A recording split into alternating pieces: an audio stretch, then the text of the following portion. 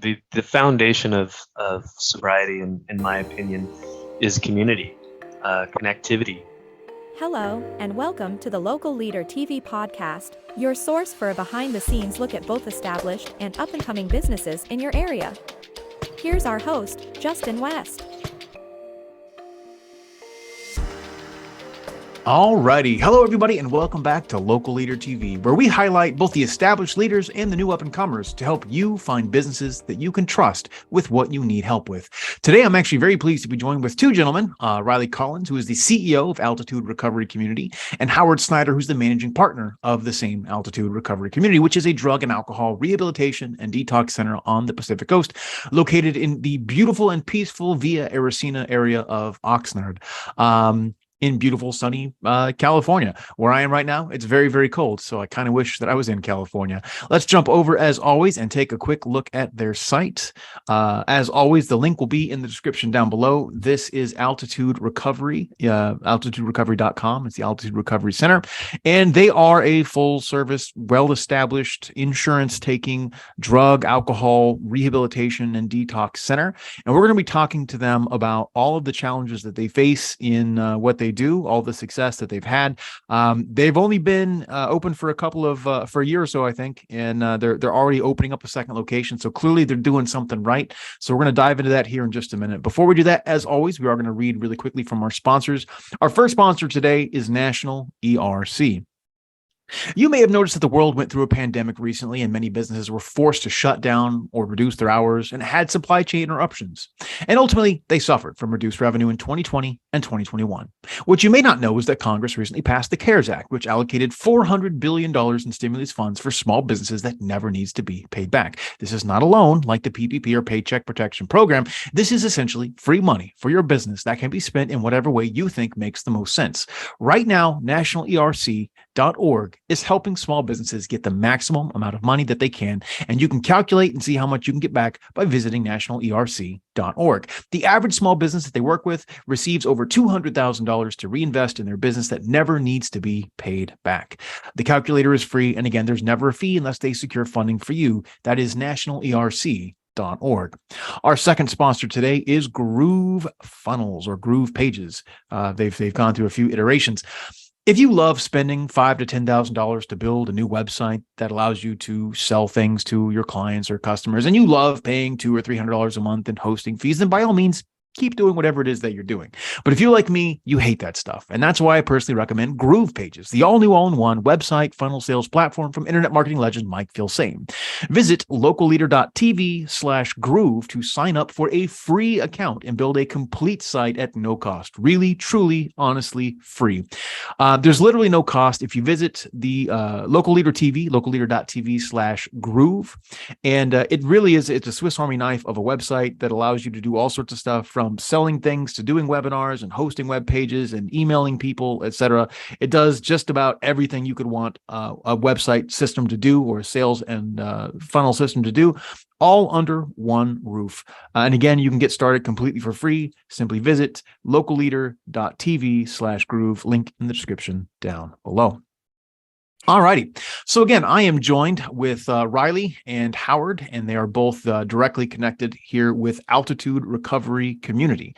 Altitude Recovery Community is a premier, ultra-modern luxury drug rehab in Camarillo, California, and they help people suffering from addiction to find a path towards a sustainable, long-term recovery, and they give very individual approaches to each person that they help. So my first question for either one of you gentlemen or both is this. You and me are stuck on an elevator, and I ask you, while we're going up, we got about 20, 30 seconds or so. Tell me what you do, and tell me why it's important. So we're having this conversation. I ask you that question. I guess we'll start with Riley. What would you say to me, Riley? What is Altitude, and what does it do, and why is it important? Sure. Well, first off, thank you, Justin, for having us. Appreciate being here. Appreciate your time. The 30-second pitch would be ethical-based professional addiction treatment. The space that we're involved in has a lot of stigma around it, and we hope to provide a level of care that is of quality and can help people find their way back to their families, back to their community. Howard. Awesome. Yeah, I would. I think that's a great answer. I mean, my emphasis would be that we are providing truly exceptional, an exceptionally high level of individualized care, and along with medical care, to help the person who is struggling with addiction to overcome and to win that battle, to win that war. And it is individualized. It is the highest level of care that is available in the industry, and we're insistent upon that. And so we're a little bit of a unique type of facility in that regard, in that it's really about the care and treatment that each of our patients is going to receive, and to help them again win this effort, win this battle, and come out the other end with success in the ability to move on positively, happily, with wellness and overall well-being in life. And so that makes us unique. There's a lot of entities out there that are engaged in this, and some of them are very good, and some of them are not very good. We're really focused on the patient and on the individual, and their needs. All right. So let me ask you this, gentlemen. I had a little bit of a talk with Howard yesterday. Riley, I don't know as much of your story, but I'm sure our listeners would like to know a little bit about both of you. So Howard, you're kind of the managing partner, the behind the scenes guy. I know that you're actually an attorney by trade.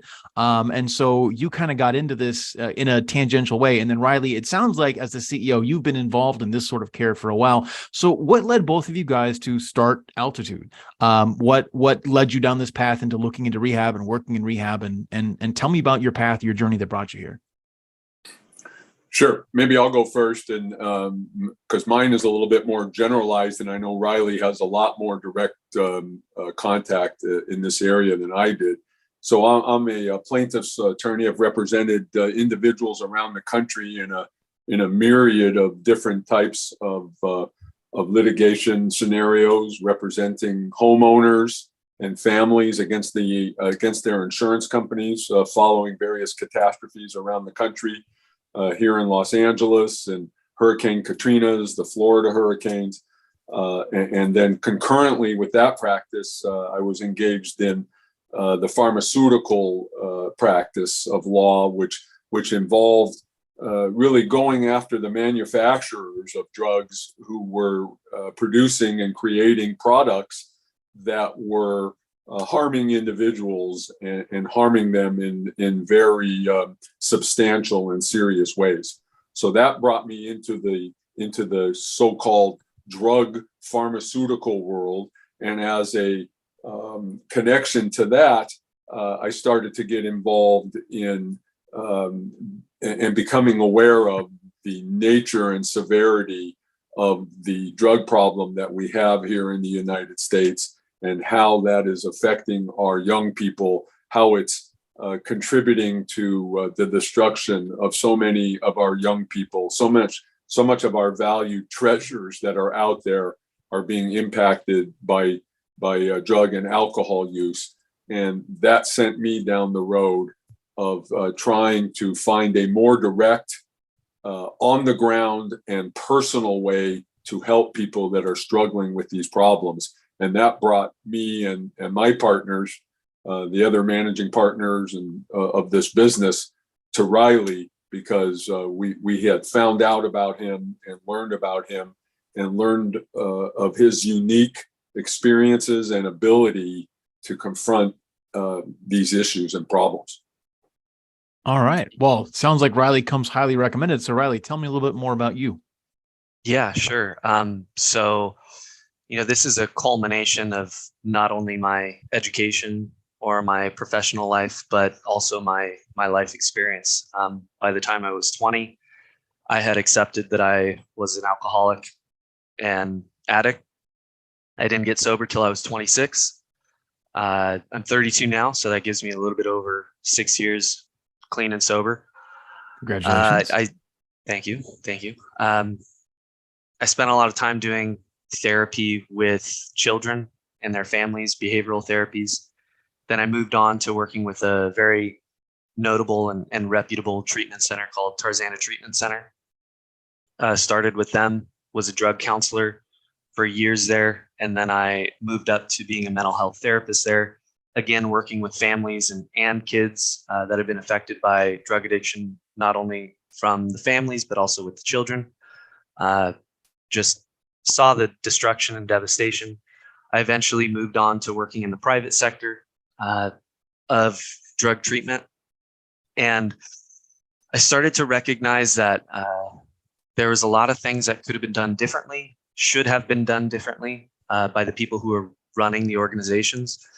I was a clinical director and therapist for many years for a few different organizations, and there was a common theme that the people who were in the driver's seat, so to speak, were businessmen and women that didn't really understand what it is to be an addict or alcoholic. So when I met Howard and the other managing partners, it seemed too good to be true. They understood that the person who was in the driver's seat needed to understand what it is to be someone who's struggling and suffering with this. So we embarked on this not only just about a year ago, and it's been extremely successful by almost all accounts. Okay, well, that's awesome, and that's an amazing story. I've had a number of family members that have struggled with alcoholism, and I've had one of them. He's been clean and sober for about 3 years now. I'm very proud of him. He's kind of like my younger brother. I grew up with him. He's my cousin, but so I love to hear those kinds of success stories. It's a huge accomplishment. It is, absolutely, it is, and absolutely is. That's fantastic. That's fantastic. Josh, if you're Justin, listening, I'm proud of you. Yeah, if I can just add real quick. Yeah, go ahead. Because I think it is important.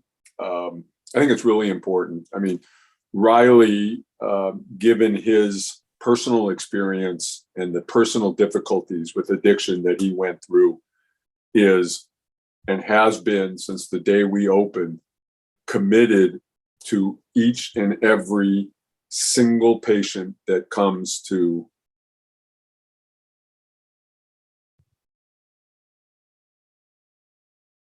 We might have just lost Howard. Yeah. Oh, you're back. Seems like. Welcome back, Howard. We paused for just a second. Yep, you're back. Continue. Yeah, sorry. We're in the middle of a storm at where we live, and the weather is just insane today. I apologize for that. Not a problem. But what I was saying is that given Riley's unique situation and personal experience with these issues, he is truly committed, and Altitude Recovery Community is committed to the care and treatment of each and every single person that comes in individually.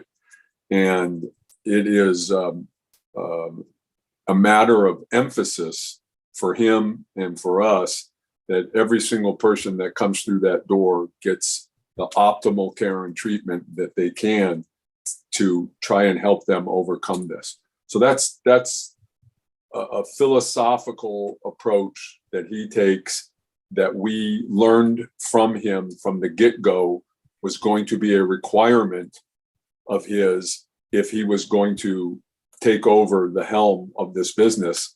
And it's been that way since we opened, and it's causing us to have demand for our services, great demand for our services, and simultaneously it's causing us to really focus on each and every individual that comes through the door. Gotcha. Yeah, I think a big part of that, Justin, is I didn't get a chance to mention, or I forgot to mention it, but I'm a licensed marriage and family therapist myself. So it really is a huge benefit, not only to the people who are entering our facility, but also the staff. There's a tremendous amount of trust through all the different layers of the business, because I know what it is not only to be an addict in recovery, but also to treat people for whatever ailment they may be going through psychologically. That makes a lot of sense. Somebody had once said that they make psychologists get psychoanalyzed before they can practice, but they don't make surgeons get get cut on, undergo surgery in order to operate, right? Though many of them, of course, would do that. But it's interesting. It does make a lot of sense to have that innate knowledge. My wife is a birth doula. I made this joke to her when she was laboring with our fifth child. I said, well, here's your chance to finally see it from your client's perspective. Obviously, it was child number 5, so she'd already been there a few times. But I thought it was kind of funny. So it's kind of neat to see that you have that experience, because I think that honestly probably does give you some insights that other people simply aren't going to be privy to, and allows you to really put yourself in the shoes of the people that you're working with in a way that's, I would assume, very, very meaningful and impactful to their overall success, which is awesome. Yeah, I think it's something that also, to add to Howard's comment about, our uniqueness, this is a true rarity. I'm maybe one of 2 other owner operators that are in this space that are actively practicing clinicians. So it really does add to the level of quality of care that we provide. Wow, that is awesome. Absolutely. So let me ask you a couple of general questions, and we'll get into a few other things here shortly. Question number 1, and I read from one of my sponsors, nationalerc.org. We obviously just went through a pandemic, and ideally, I think we're mostly done with it. Hopefully we don't have to go through anything like that again in the near future. But I'm sure that you guys saw a number of things happen. So can you tell us about your experience over the last year since you've been operating and the pandemic? Do you think it caused more people to come in? Did it affect the way you had to care for people that did come in? Tell us about your experience with COVID-19 and how it affected the way that you operated at altitude. Go ahead, Howard. I think you're good on Yeah, this one. sure. I can start it again. I can kind of paint it with a broad brush, perhaps, and then Riley, you can do what you do so well, which is get into the nitty gritty and the details. Justin, really, quite honestly, even before COVID and before the pandemic, let me expand on your question just a little bit. What we're seeing around the United States is a dramatic increase, and this is not me just saying this. It's been in the news very heavily over the last few months, throughout the news, and regardless of the news source, the nature and extent of the problems that our young people are having with depression, suicidal thoughts, feeling of inadequacy, feeling of worthlessness. This has been a problem that has been growing for several years throughout the United States, probably worldwide, but clearly in the United States. There's a number of explanations and theories that go into this, all ranging from COVID and the pandemic, and then before that to social media and its negative impact on individuals. And so with these dramatically increasing rates of mental depression, anxiety, stress, dissatisfaction, and so on, drug use, alcohol use is going up dramatically as well. Suicide rates are going up dramatically as well. What we are doing is part of this larger process of trying to find effective ways to help people get through these problems. The individuals that come to our facility are in the throes of very, very difficult problems that we're trying to help them overcome. But it's clearly part of the larger picture of what's going on out there. I taught a course for a few years at one of the local high schools in Los Angeles called The Science of Well-Being, which is fundamentally a class that came out of Yale and Berkeley, that was set up at those schools because of the number of students that were reporting severe depression, severe anxiety, inability to function and do their work, and so on. And so the Science of Well-Being is a course that was developed to address these issues, and it's become one of the most successful courses ever taught at those universities. Okay. Yeah, it normally California is bright and sunny, Yeah. but it is pouring rain here. So I'm sure he's having just a little bit of connectivity issues. But Uh, just to add to that, how the pandemic kind of changed the world and changed what mhm. we do. Fundamentally, the operation is still the same. People are sick, people need help. We help those people. But as Howard noted, we've been seeing an increased rate of people isolating. So when they come into our center, they've been isolated for months on end, especially about last year. It was extremely tough. That was when people were expected to get back into the workforce, and people were, isolated for such prolonged periods of time that their alcohol use increased. Jobs were lost. So many people have been coming in that are now unemployed because of all these circumstances that the pandemic has caused. So really, what Howard is saying is that the amount of people that are coming in with severe not only addictions but co-occurring disorders, the numbers have skyrocketed, and we've felt that on the ground floor. Gotcha. It'd make a lot of sense. Yeah, I've seen all those studies that have suggested, alcohol abuse, substance abuse went up as people were locked down and feeling that stress. And I don't know how long it's going to take us as a society to decompress from that. So, excuse me. But in general, I think that it's interesting. Did you guys have to change any of the ways that you would normally operate? Or I know that Altitude itself has only been operating for a couple of years, so you kind of started working in the midst of the pandemic, really, it seems like. I know you've had experience with other places. Did you guys have to do anything unique or different when it came to onboarding new patients because of the whole coronavirus thing? Or is it pretty much standard practice? No, that's a great question, and it's worth highlighting because it's still here. It didn't leave. We're just learning how to cope with it and how to work with it and work around it. So we're actually licensed by the state of California. It's called the Department of Healthcare and Services,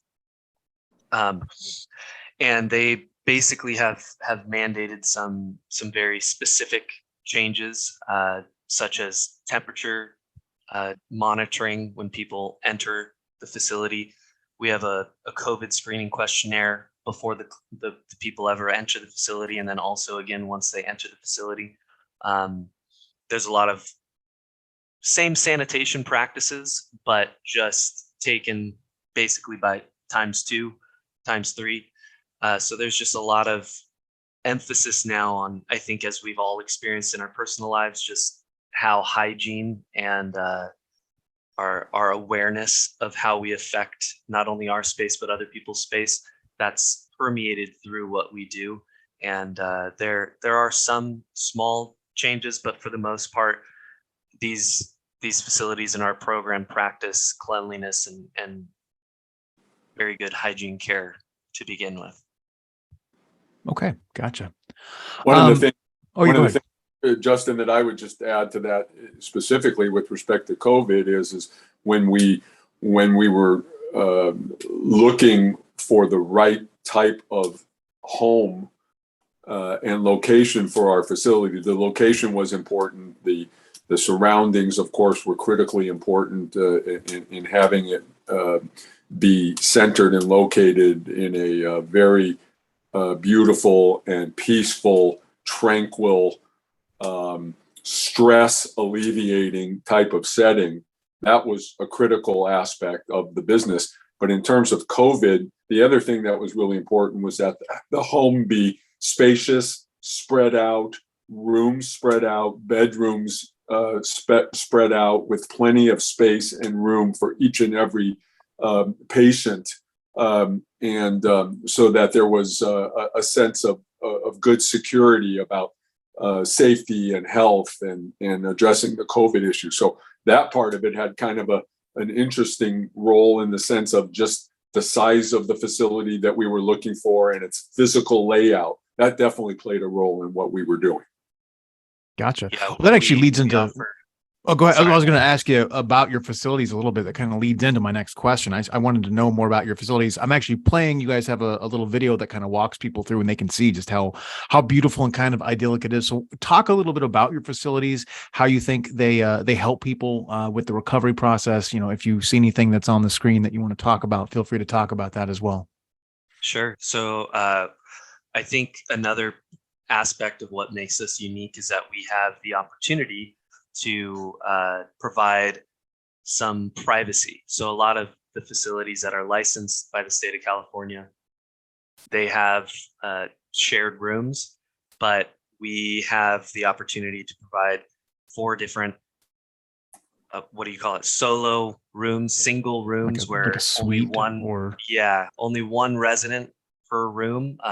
We can house 6 people, 6 clients, 6 patients, and of those 6, 4 of those individuals would be able to have their own single room. And we try and uh, accommodate those who are coming in on, you know, opiates, alcohols, benzos, where they would have more severe detox symptoms. We give them their own space. But how that kind of leads into the adjustment of the pandemic and what COVID has done for just treatment in general is that there's a period of isolation that we can provide for the people coming in, just in case they're asymptomatic. We're able to, quote unquote, quarantine those who may have symptoms, cold-like symptoms, before we know exactly what it is. So it provides a level of safety and security for those who are residing in it, receiving treatment, but also for our staff, for the people who are working there that are going home to their families. The ability to have people in their own rooms is truly unique, and it's not common at all in the space that we work in. Gotcha. Again, the facilities themselves look absolutely gorgeous. They look almost like a resort or a destination. I have to assume that definitely helps people to kind of relax and maybe makes for a. I've fortunately never needed to stay in a detox or alcohol clinic, but I can imagine I've seen some that are very just kind of clinical, very institutional in their feel, and I have to assume that would almost increase the stress and the pressure on somebody. And it seems to me as a non-expert in this area that a location like this would definitely be a good place to kind of maybe even detach from a lot of the problems that people are facing that maybe were driving them into this process in the first place. You mentioned that you have multiple people. I'm seeing some communal spaces here. How does that normally play out when you have multiple people going through the process together? Do they generally have interplay together? Do they generally keep to themselves? Is it really kind of on a case by case basis? And how do you manage that? Oh, that's a fantastic question. Yeah, I think generally speaking, there's many different answers to this question in respect to how does one recover, or what does the recovery process look like. And for me, I think the recovery process begins and ends with connectivity, hence the community part of our name, Altitude Recovery Community. So very much so, this is a shared living space where it is not only a byproduct of living in a house with other people, but it's actually encouraged. It's something that we believe at Altitude, that you can really only get sober if you trust that the people around you care about you, accept you for who you are, and want you to be a part of their life. And we teach that, the fundamentals of that, by having a shared living space. So as you saw in that video, there's several different areas that are shared, one being a group room. We have a specialized room where all of our group therapies are performed. And it's something that we really think is the key to success, is integration into the community. Again, as I highlighted before, so much about addiction is isolating physically, but then also isolating mentally. And although they have their own rooms for the most part, we try to have them outside of that space as much as possible, because really the key to success in this realm is learning how to live with yourself amongst other people. Okay. That makes a lot of sense. So let me ask you a little bit more about the specifics of how you help people. How do you customize a treatment plan for a patient, right? How do you, what do you bear in mind? What factors do you take into account when it comes to helping somebody in the process of recovery? What does that look like? Especially as, if I was an outsider looking at a place either for myself or for a loved one, like what are the things I should be considering and looking at for how you guys are going to treat me or treat the individual? Yeah, I think so. To start off, we have certified counselors, licensed clinicians, registered nurses, addiction medicine specialist, medical director. So everyone who's involved in this process of individualization of treatment plans understands treatment at a very granular level. A big part of how we treat everyone as an individual is just that. This is, although you are in a shared living space, your treatment is specific to your living, your life experience. Not we don't pretend like just because you're an addict, you use opiates, you use alcohol, that you are the same as every other opiate user. There are fundamental similarities, but there are resounding differences in those experiences. So when everyone comes in, there's a lot of work that's put into this on the front end. And we know a lot about that individual before they ever step in the front door.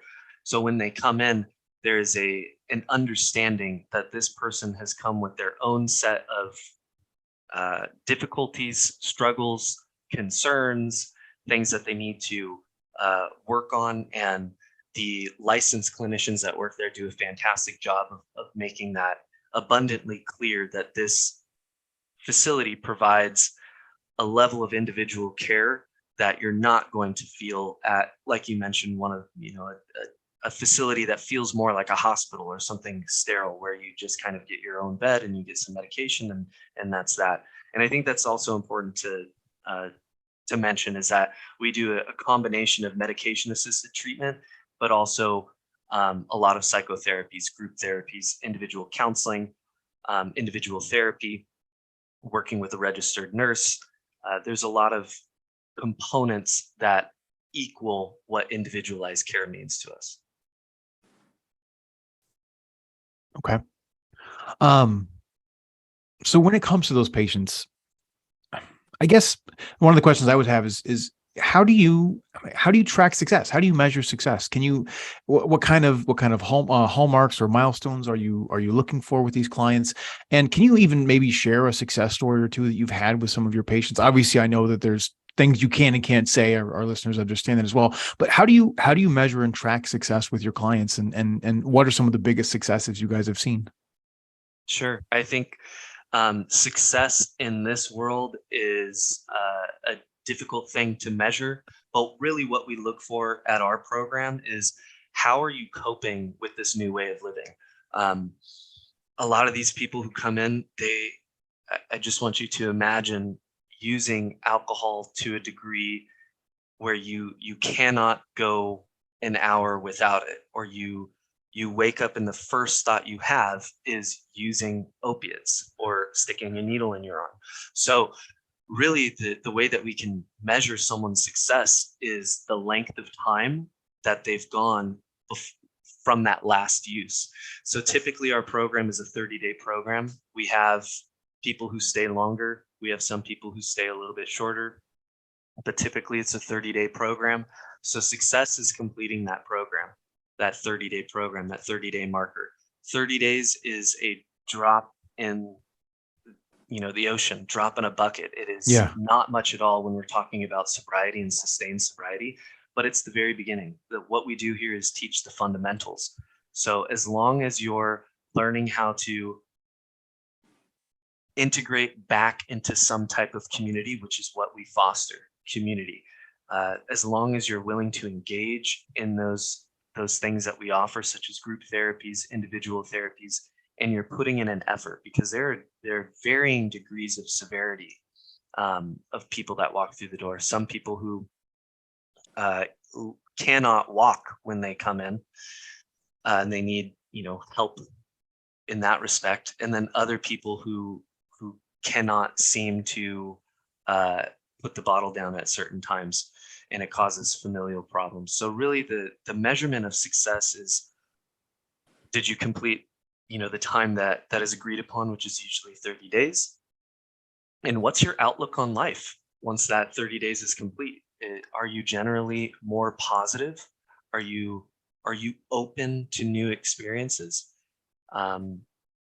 It's hard to define what success is in this world, but really, if we're going to just look at what we do, success is remaining sober through those 30 days and assimilating back into society sober.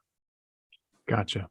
I don't know if you can weigh in on this or not, because again, this is going to probably be a little variable depending upon the individual. But what do you think gets in people's way? Right? I'm sure some people come and they don't complete the program. I'm sure some people come and when they leave, they fall back in. I mean, that's just anywhere you go, you're going to see that. What are the issues that people, do you think, as somebody that's been practicing this area, what do you think are the things that get in people's way, and what can maximize the chances of success, do you think? Oh man, that is. I If know I that's knew the really answer, like that's your entire degree in a nutshell, right? Just tell yeah, me the secret of everything. But I mean, I know that there's lots of things people, I guess, what are some common pitfalls, or what are some common yeah, things that definitely stop people up?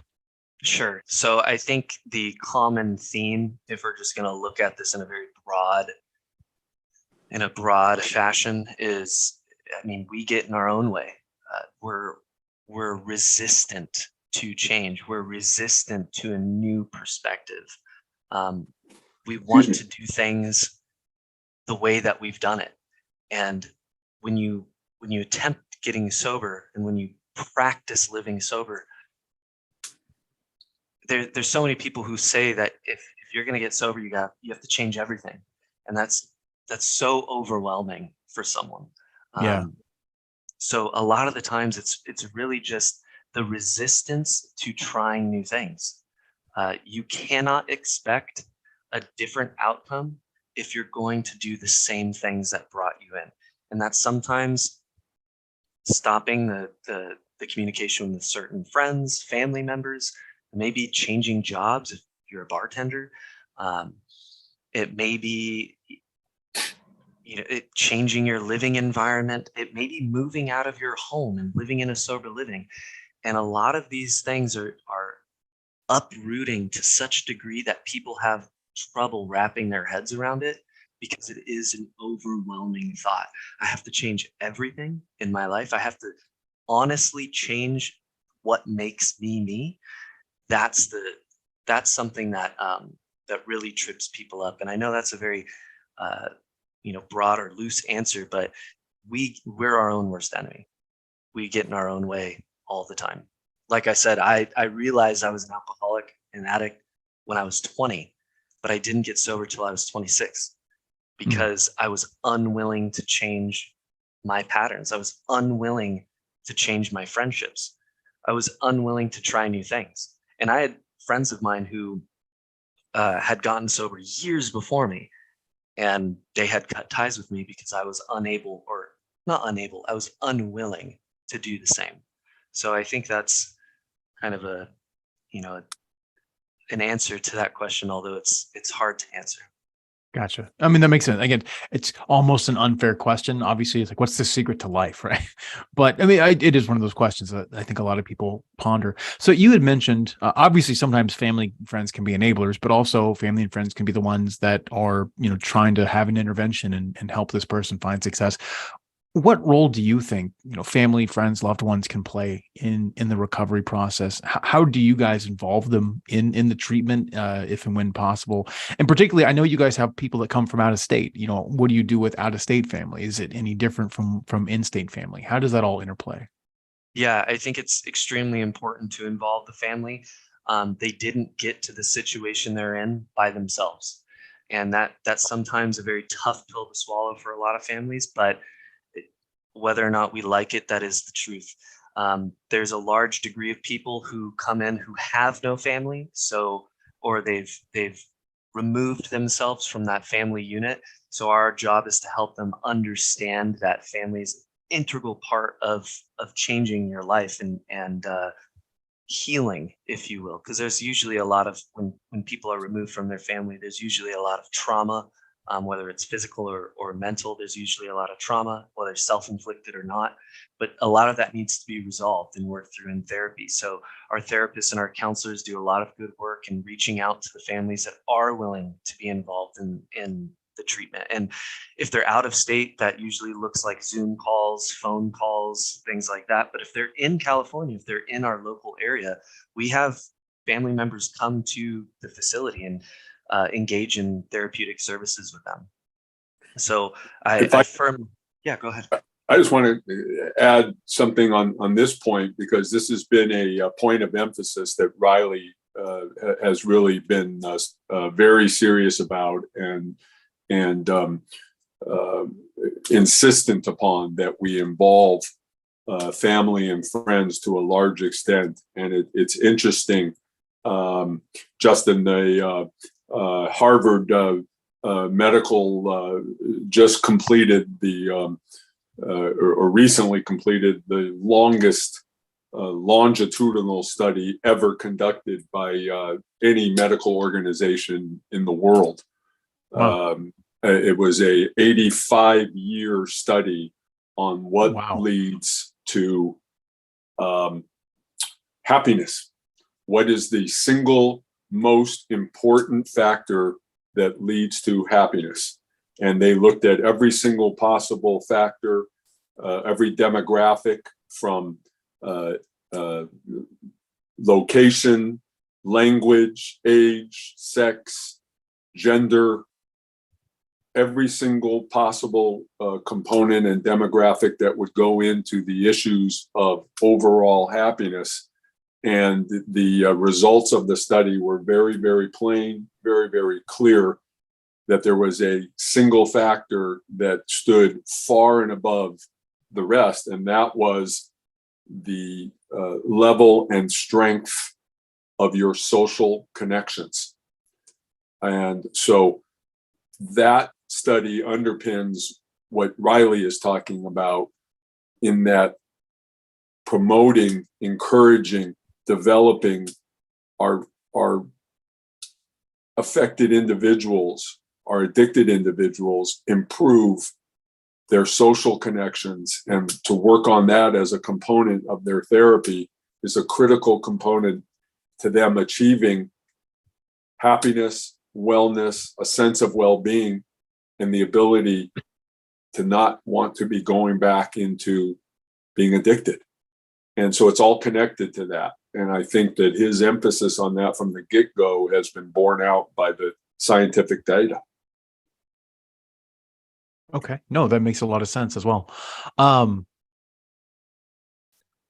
would you say, I guess, how would you say that you guys help these patients reintegrate into society then? Like obviously they have to make the choice themselves. You can't do it for them, but especially when it comes to pruning friends or pruning relationships that are toxic or enabling. Like, how do you help them to do that? That's got to be such a difficult thing, since it is such an important factor in their success, their well-being, their happiness. The foundation of sobriety, in my opinion, is community, connectivity.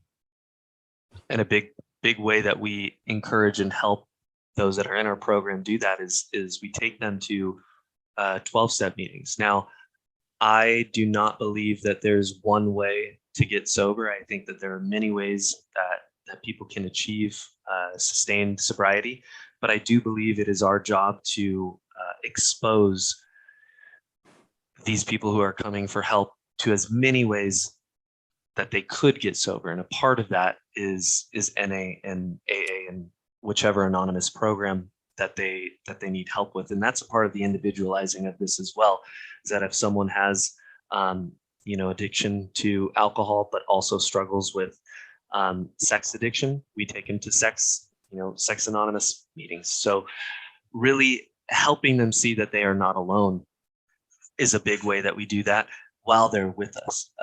Another component to this is ensuring and encouraging heavily to not return to the same situation they just came from. And a lot of the times that looks like engaging in the other aspect of community, which is a sober living process and the lower levels of care, like partial hospitalization and intensive outpatient. Partial hospitalization just means it's a longer day at an IOP program, about 6 hours a day instead of 3 hours a day. We're 24 hours a day. Our detox and residential program is 24 hours a day for as long as they're there. So we encourage them to step down gradually instead of going right back to the same situation that brought them to us. And these lower Really levels, quickly, you used an acronym. IOP. What was that for our listeners? intensive outpatient. Oh, okay. Yeah, so that's about 3 hours of group counseling or group therapy per day on a weekly basis. It's usually 5 days per week. So when they're in those lower levels of care, they typically reside at a sober living environment. And I think there's a lot to be said about these sober living environments. You learn to live in a community that is struggling with the same things, but also supporting each other. They're encouraged to find work if they're unemployed. They're given all these resources that they wouldn't have had because they're around people who understand what it's like to be the newcomer. So really emphasis on community is kind of the first and last thing that we always try to encourage for these people. Gotcha. Did you have something to add there, Howard? I couldn't tell. No, I was just going to say, I mean, this has been, again, Riley's emphasis from the get-go. It's all the way from, why we decided on naming our business Altitude Recovery Community. It was for a specific reason. And this emphasis on the quality and the nature and extent of social connections as a method of helping in the treatment and the long-term positive benefits of the treatment, can't be overstated enough. It's a really important component to what we do. Gotcha. That makes a lot of sense. I was drawing that same conclusion. I was kind of putting two and two together. I'm like, man, that felt like a tack on initially when I heard of your name, Altitude Recovery. I was thinking center or whatever. You guys said community. I didn't really understand, but based on what you've said, I actually see that's an integral part of what it is you guys do and the success that you have. And I think that's really amazing. So let me ask you this: what are the demographics that you guys see coming through your door? And to that end, you had said something earlier. I think it was Riley about people come in, especially after the pandemic. People are struggling with things like unemployment, right? How do you deal with people that are unemployed? How do you work with insurance providers? How do you work with government agencies to make sure that your service, which I'm sure isn't the cheapest thing out there, but maybe it's like being in a hospital in a sense. That's not a cheap thing either, right? How do you help make sure that what you do is affordable and accessible to these people that are coming through your door? Sure. So the general demographic, it's hard to pinpoint, but it's typically anyone who's 18 or over. I mean, we've treated people who are in their 70s. We've treated people who just turned 18 because they've been struggling with this since, maybe 13 or even 12. So our license is we're licensed to treat adults, and that means anyone who's 18 or over. In respect to the unemployment thing that we've seen, the rise in unemployment rates, a lot of people who are in between the ages of 18 and 26 who are still on their parents' insurance, they are able to come and receive treatment with us if they're qualifying. So a lot of people, and even adults who have lost their jobs, their employers are required to provide insurance coverage for at least 30 days after being terminated. Mm-hmm. And also there's a program called COBRA. I don't remember what it stands for, but it's basically supplemental insurance that one can opt into after losing your job. So the people who come in who are unemployed, a big emphasis is put on how are you going to reintegrate back into society once you leave here. So a big portion of their treatment plan is not just, relapse proneness and treating impulsivity and all the things that equate to continued and sustained drug use. But how are you going to support yourself once you leave here? This isn't just a one-stop shop of come get your therapy and that's that. We Right. have case managers who also help in linkages in respect to if you need food stamps. We teach people how to navigate their state's resources that they provide. Yeah, the only thing that I would add to that is the insurance issues are important. The ability to have coverage to help individuals pay for the cost of these services is extremely important, and it's also important to the overall medical situation and insurance situation out there. As we know, the stresses and demands on the healthcare system, even before COVID, and then multiplied exponentially with COVID, our medical hospital system is under duress, and the demand is profound. So our ability to treat individuals and provide them with top quality and top level medical care and treatment as part of their rehabilitation, so that they don't have to be in a hospital and they don't have to be in that setting, and the insurance companies don't have to be incurring that level of expense for what is in essence the same quality or oftentimes better quality care for these problems, because it's so much more individualized and personal, is really important to the overall medical system and insurance system. So this is a very important function that we're providing in the overall sense as well, with the goal, of course, individual success, individual treatment, but it's part of the broader issues of what's going on in our medical and insurance system in this country as well. So again, to the extent that we can be a positive force out there, actually a positive thing for the overall medical system, a positive role and impact on insurance, so that the insurance companies pays for these people to get the treatment that they need, to pay for these individuals to get the best care and treatment outside of a hospital setting, I think is really a critical component to what we're doing. Okay. No, that makes sense. Absolutely. I'm gonna ask one more question just about general care. I know that there's lots of approaches to healthcare, lots of approaches to, alternative therapies and holistic approaches. Do you see any value in those sorts of things? Do you implement any of those things when it comes to caring for your patients? How do they complement, traditional methods of care that maybe you guys would offer that are more kind of standard? Absolutely. I am a firm believer that this is not a one size fits all. This is not like going to the doctor for, a hurt elbow and you get a prescription and then that's that. We have a Reiki therapist, we have a yoga therapist. And I use the word therapist because they are that. They are a therapist, they are a healing practitioner. We have a fitness instructor who himself is sober, and he got sober through the art of fitness.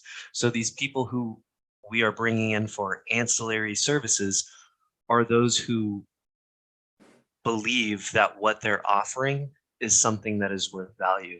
And I don't believe that just therapy or just medicine or just yoga or Reiki or fitness or eating well or AA or NA. I don't believe that any one particular thing is what is going to work. I think that a combination of all of it is what is going to work. And I think for those who are really struggling to find what it is that will work, being exposed to all of those different modalities is what is going to help that person find and channel their energy towards that thing that they gravitate towards. Gotcha. That makes a lot of sense. And I think that's good. I know, was one of the very first steps in the various 12 steps programs, usually accepting some sort of higher power, accepting some sort of, alternate path that's not what you've been on. And so I think that's it's kind of neat to see how well that does interplay, and it's very much, I think, for a lot of people, a very necessary step. I also think it's neat you said your fitness instructor, his path involved fitness, because I mentioned my cousin before. He's been sober for about 3 years now, and his path has been fitness as well. He's always posting his workout videos and stuff, and it's kind of neat to see, the ways that people can find something almost to latch onto and use that as a tool to kind of move them forward, which is great. So, Right. We don't push any one thing. We expose you to it. We encourage your engagement in it, and we get that feedback from the individual on what is working and what's not. And as we learn more about that individual, we get to assess if that person is not engaging with 12 steps. Well, why is that? We're not just going to accept that you don't like it. Because like I said before, you're most likely not going to like many of these things because it's not alcohol, because it's not drugs. So we have to patiently observe and assess and push when it's appropriate and lean back when there's a little bit of resistance. And it's really a ballet. It's learning how to dance with these people. And it takes a lot of patience, but that's what we have. That's what we're here for. Gotcha. Well, clearly you guys are having success. Again, you've only been operating for a year or so. You've got 6 beds at your current location, and it sounds like you're in the process of, you recently opened a new location. So let me ask you a couple questions about that. Obviously, what factors did you consider when it came to opening up a second location? How did you identify the right place? And is it going to differ in any way from your current location? How are you going to ensure that the quality of care remains consistent between the 2 locations? And do you anticipate any challenges from having a new or second location? There's a lot of questions, sorry, but I figured this is kind of up Howard's alley. Yeah.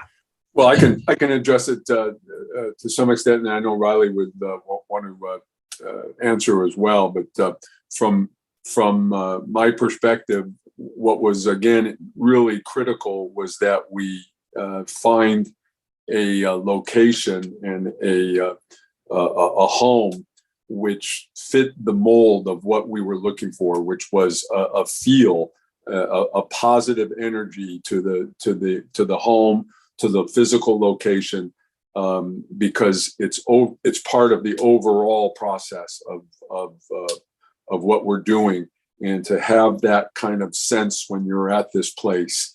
With the similar physical attributes of our first facility, so that was important.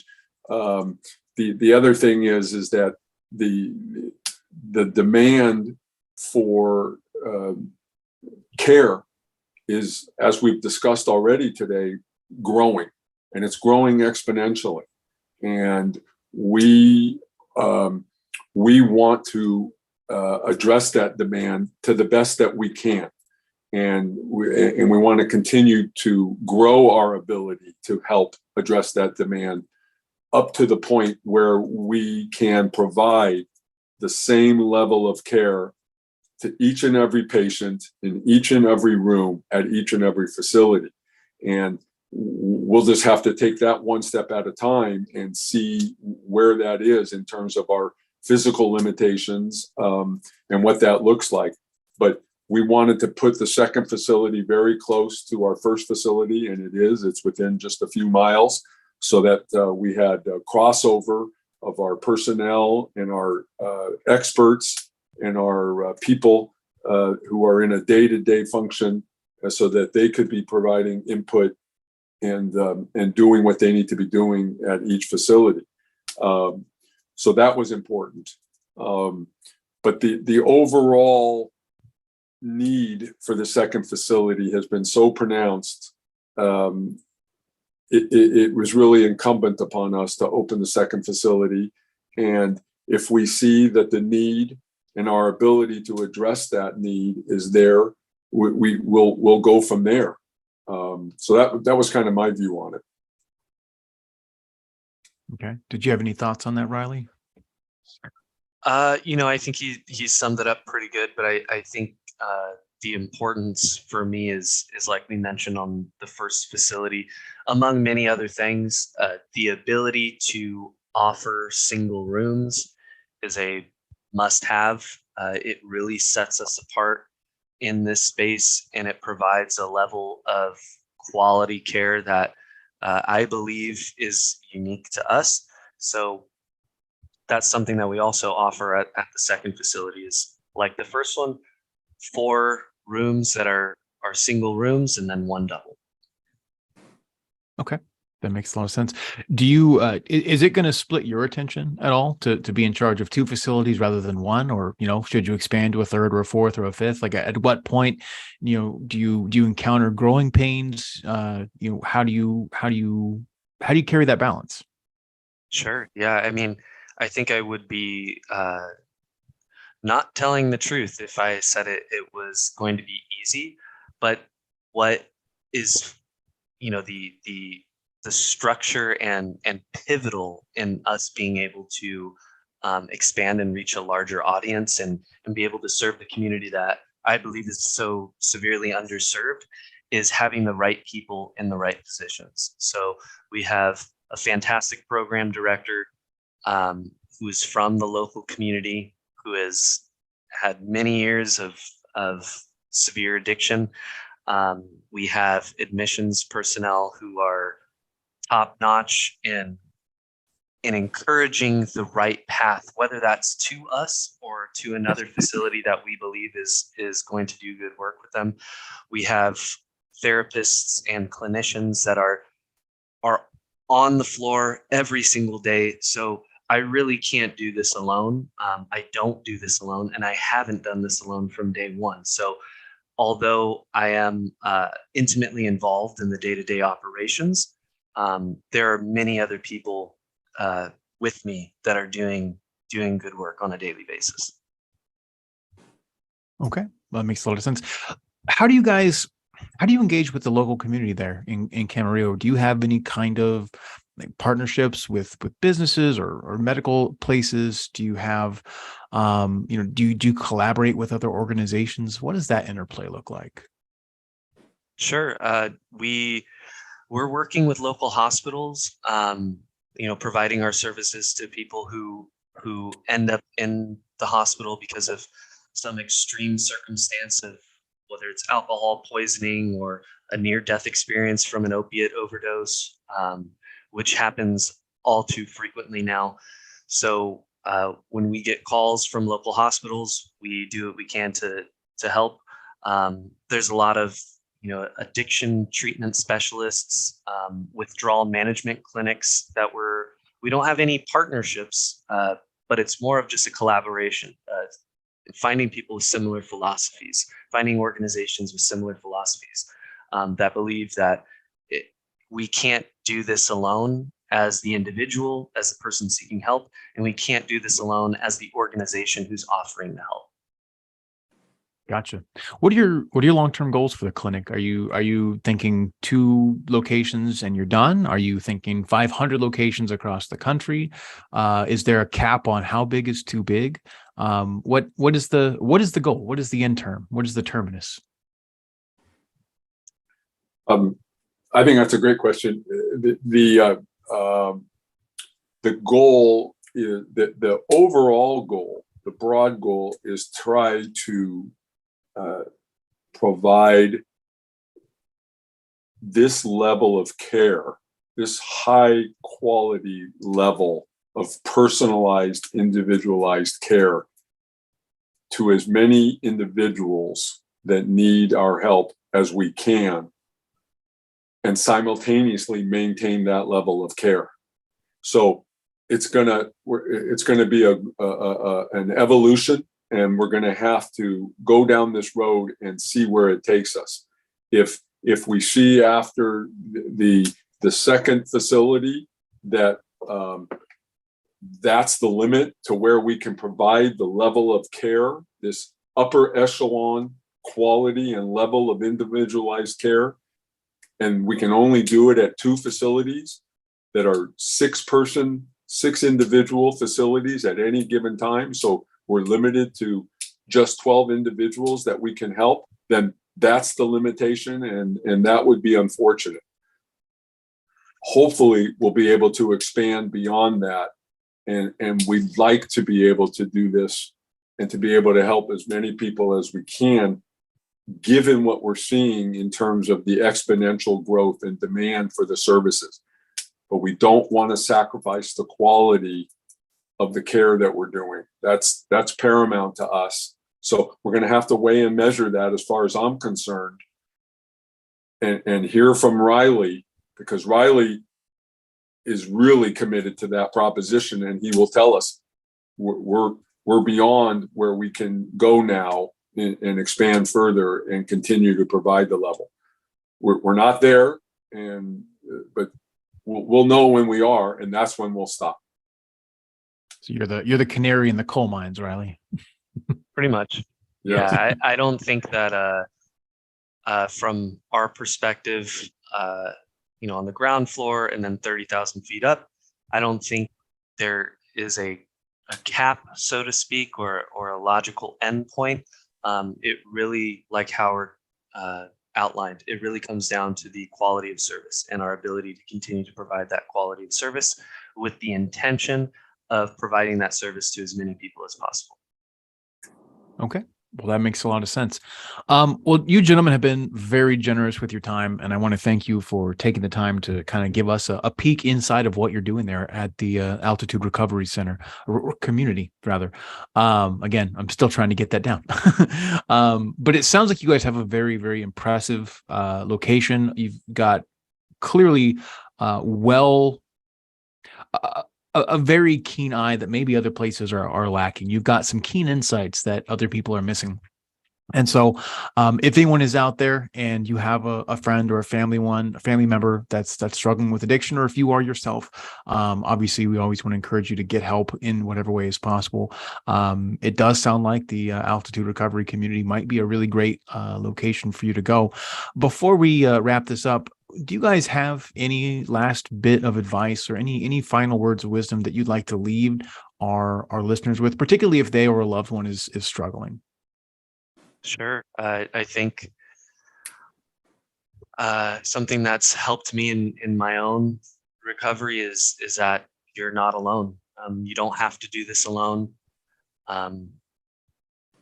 There are many other people who can help you through this, whether it's with us or someone else.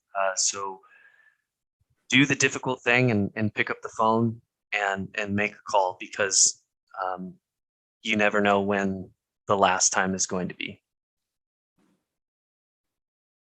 Good advice. And if you guys are listening on the podcast or watching down below, obviously you can click the link below and learn more. You can visit altituderecovery.com. That number is a toll-free number. It is 866-378-2525. So you can call Altitude right now at 866-387-2525. And if you're struggling in any way with alcohol addiction, drug addiction, if you or a loved one, a family member, a friend is struggling, please do what you can to get them the help that you can. And again, having had this discussion with Howard and Riley, I can definitely say that it sounds like Altitude Recovery Community would be an absolutely wonderful place to maybe take those first steps. Well, gentlemen, thank you guys very much for taking the time to talk with us today. You guys have been. Oh, absolutely. Thank you very much, Justin. My pleasure. This has been Local Leader TV, where we interview people who are at the top of their field, both established players and up-and-comers.